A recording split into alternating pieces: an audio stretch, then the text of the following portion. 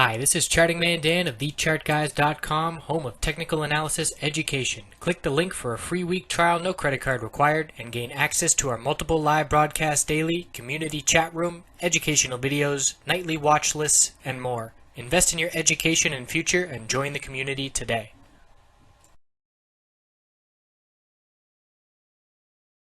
Hello everyone, looking at oil on the daily and weekly time frame. First want to thank you for the likes and shares yesterday, certainly a noticeable difference.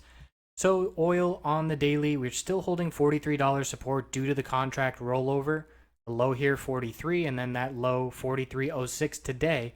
Bulls defending that level, closing up closer to the high of the day. It was a very ugly candlestick early on with a long upper wick, but the bulls recovered a bit. So clearly the 50-day is the next resistance. You can see yesterday's long, ugly upper wick for the bulls. That level is 44.69, and we've got a clear lower high pattern. You could put a downtrend resistance line here, but that resistance isn't going to be until after all this moving average resistance. Bulls clearly have a lot of work to do to maintain in this pattern, and we can see the weekly chart. I keep pointing out the 50-week support and the 100-week resistance. They're going to continue to tighten each week that goes by, and within the next 2 months, I would say, we're going to see a clear break in one direction or the other as those continue to tighten.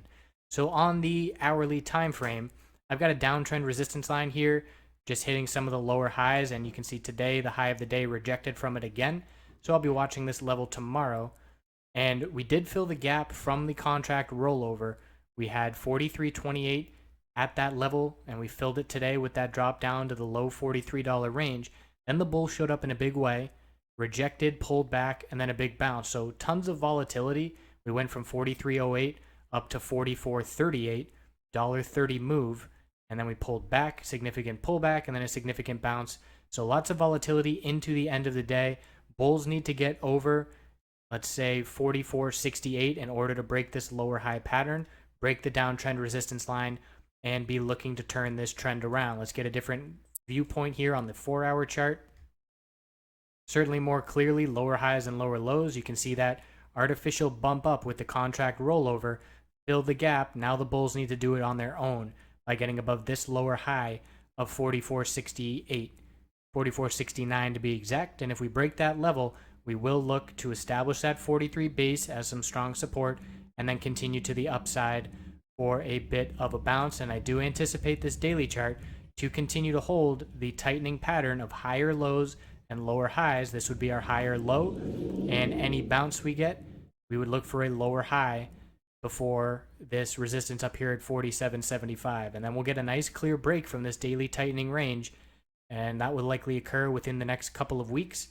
So keeping an eye on it all. We've got the Fed, we got the BOJ tonight overnight, and then the Fed tomorrow at 2 p.m. Eastern. So certainly tons of volatility anticipated. We're going to see big moves in the dollar, which will certainly affect the oil and other commodities. And I will be live on webcam for all of that action pre-market and then again right before the Fed announcement. So I appreciate you watching. I hope you have a great night. See you tomorrow.